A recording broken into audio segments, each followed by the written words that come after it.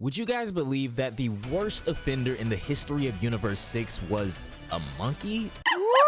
Or so the cosmic record goes.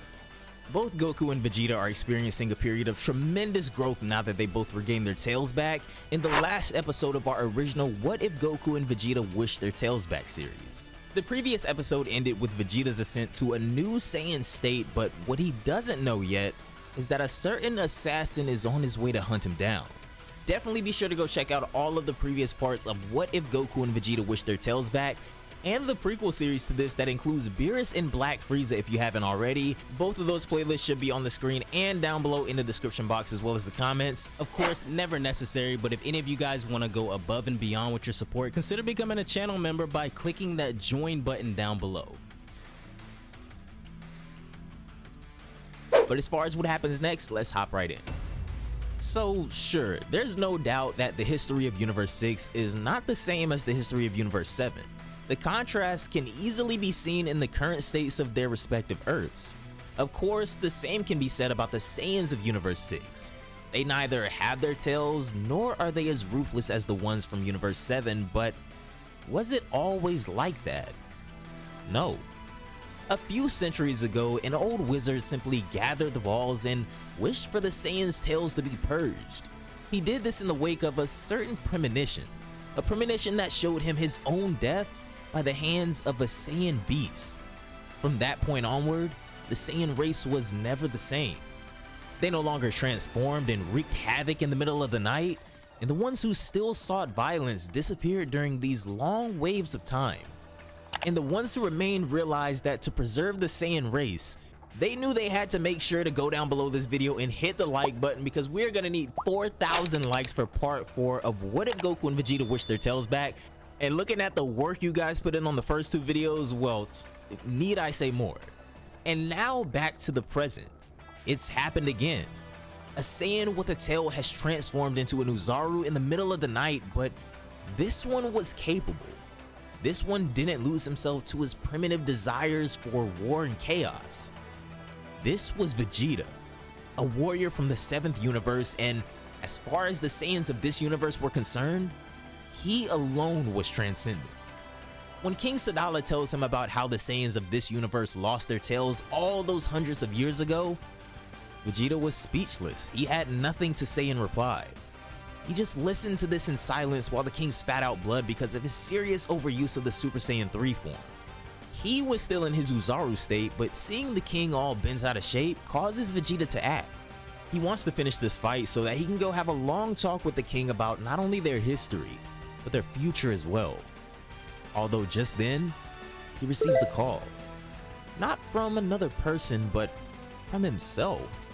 His own instincts call out to him. He would see visions of his own Super Saiyan God, Super Saiyan Blue, and then Ultra Ego. Vegeta was already too strong. Just like Goku, he had already reached levels of power that are unfathomable to the average Saiyan, and so his own instincts begin to reach out to him and show him a new light. A sudden sensation would begin to overwhelm the prince as he consciously tries to compress his own Uzaru state. He knows exactly what his body wants him to do. He's just answering the call. All of the Saiyans of Universe 6 can only watch in awe and fascination as they witness the massive beast transform into the single coolest thing they had ever seen in their lives. In a matter of moments and in between aggressive illuminating lights, Super Saiyan 4 Vegeta would be born as well. Well. I wouldn't say this is stronger than Ultra Ego, but this isn't half bad. It looks better, and I get to keep my eyebrows, Vegeta laughs. Absolutely amazing, the king exclaims.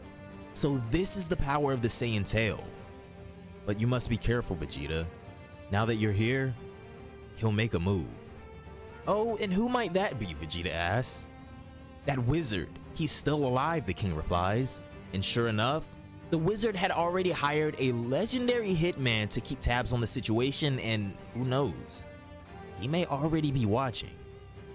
The battle between Vegeta and the king continues and ends within the next 30 seconds. Against the enhanced agility and destructive power of Super Saiyan 4, the already worn out king didn't stand a chance. And at this point, all it took was a single punch to the gut to knock the king unconscious. Vegeta had gained the respect of the Saiyans who disapproved of him at first, but, well, he still remained in battle mode. Maybe it was those same Saiyan instincts, maybe it was just a hunch, but he could feel the presence of danger nearby, but before he could realize what was going on, he had already been hit. What? Vegeta screams. Everyone else had been taken off guard as well. I'm surprised you managed to withstand that. I see.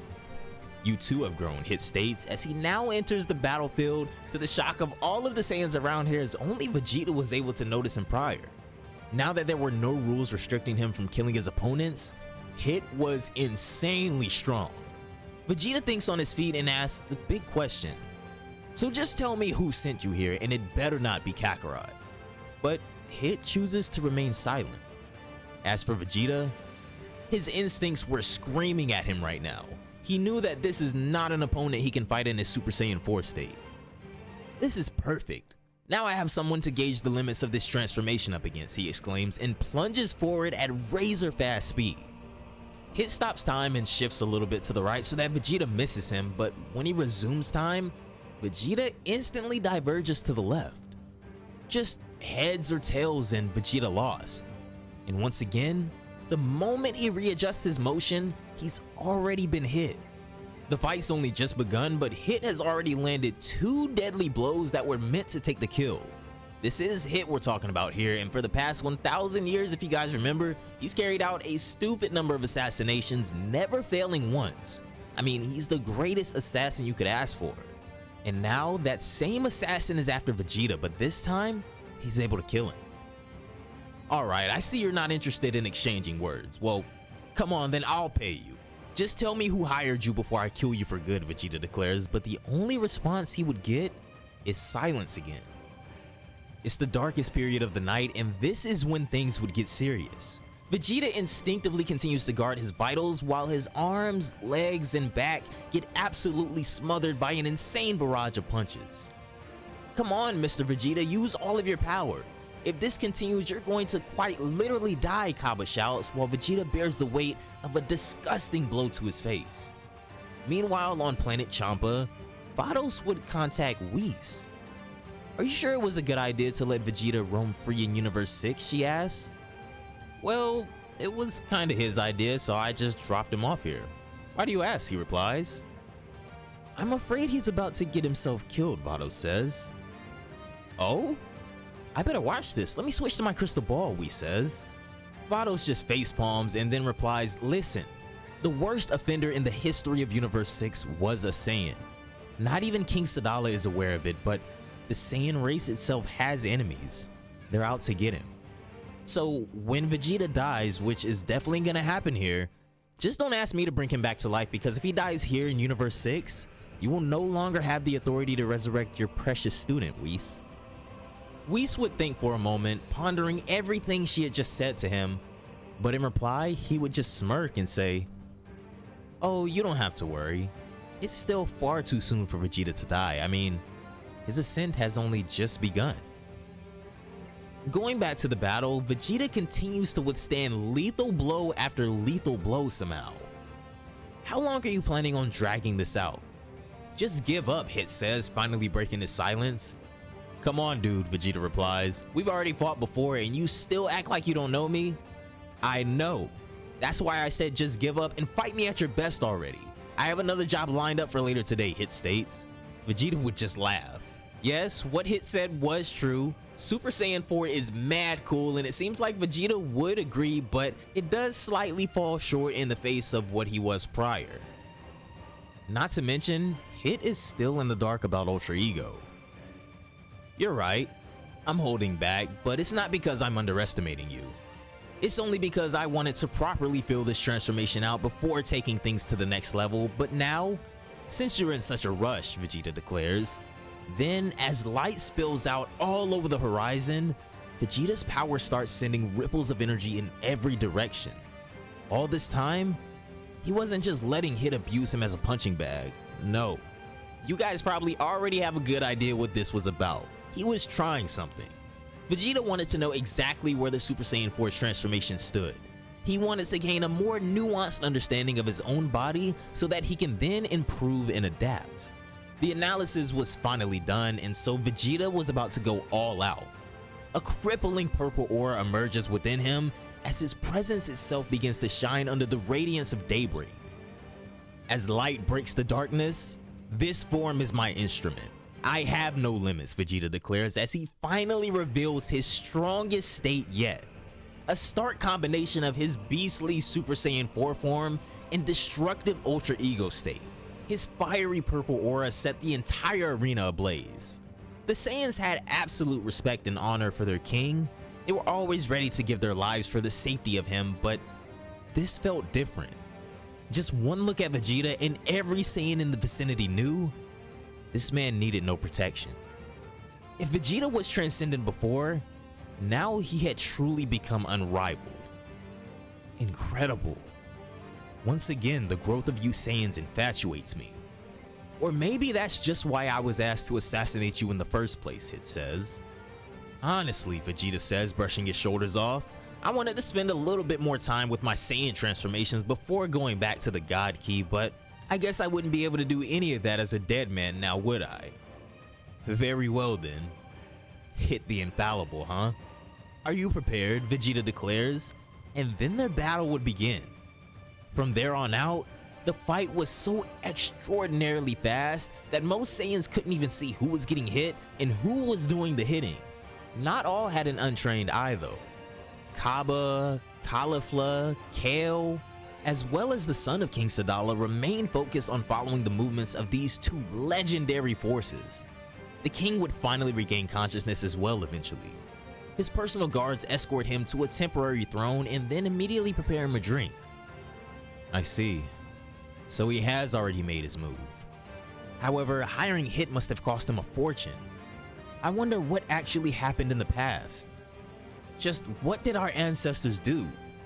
We pride ourselves on being a peaceful race, so why do we have so many enemies, the king says to himself, slamming his fist into the wall. As for the battle, Hit was still on the offensive for the most part, but Vegeta was growing in real time.